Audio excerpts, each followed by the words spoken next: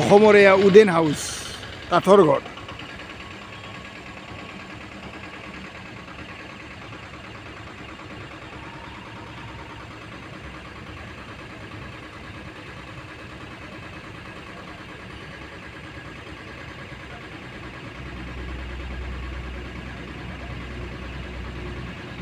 অসমত আগতে অৰণ্যবিলাকত, ফৰেষ্টবিলাকত বা গাঁৱে ভূঞে প্ৰচুৰ পৰিমাণে কাঠ আছিল, অৰ্থাৎ ডাঙৰ ডাঙৰ বৃক্ষ আছিল। তাৰ পৰা ফালি ছিগি কাঠলৈ ৰূপান্তৰিত কৰি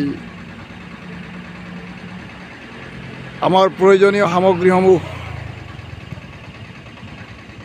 আচবাবসমূহ, ঘৰ দুৱাৰসমূহ, দৰ্জা খিৰিকীসমূহ তৈয়াৰ কৰিছিল। এয়া ফ্ৰেণ্ড চাওক, এয়া আছামিজ উডেন হাউচ।